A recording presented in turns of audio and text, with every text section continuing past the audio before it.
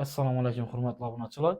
Bugungi videorolikimiz Urganch shahri Gullenskiyda, ya'ni Karat kafening yanında.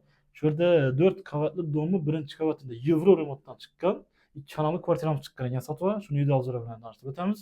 Ham eslatib o'tamiz, kimdagi ko'chmas mulkni notarar binosini, kvartirasini sotib olmoqchi bo'lsa, shu ekran nomerlarini chiqarib qo'yamiz. Shu nomer orqali reklama beraverasizlar, hamma narsa ijara olish, qo'yish hammasini yordam beramiz. Hem şu video kime yakınsa bir like basıp koysun unutmayınlar. Mesela başlayalım obzorumuzu. Giriş ışıklarımız demir ışıklardan koyulgan.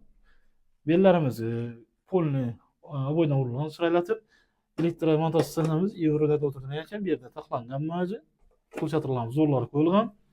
Ayak tilerimize galla döşelgen zakonluya deyip ben tarafımızda sanuzelimiz yerleşken. Sanuzelimizi kafelere basılgan zakoniyatı, notajıyla vurulgan ekan patologuna. Şvayki brendinde aristonlarımız koyulgan. Muannalarımız, unitazımız koyulgan.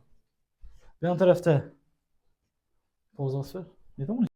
Aşxanamız, polni kuxni mebelleri koyulgan, gaz filtrelerimiz koyulgan, lüstralarımız ham asılgan, oboylarımız zorun nurlu, ayak tilerimiz ham polni. Tak galla döşelgen, hem aytib o'tamiz, hem yerimiz sepli pol ekan ayak tilerimiz. Moykalarımızdan koyulgan. Ben tarafta endi birinchi xonamizga o'tamiz. Xonalarimiz edin yatilgan, zubirlar bilasizlar ishi deyilib bo'ladi. Edin o'tilgan ekan.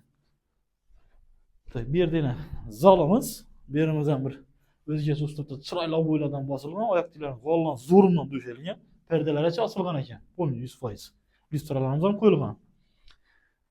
Bu yerimiz o'zi balkon bo'ladi, balkonni qo'shib atdilar. Bu yerni ulatib uzalatib, isitishimiz, qozonimiz, kotelimiz bu yerda joylashgan. Yani tepli polda baytıp öttik, tepli polumuzu kollektirip yere joylashgan.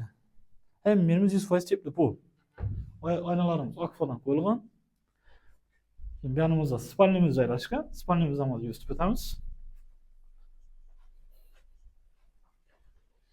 Bu yerimiz yine spalnimiz.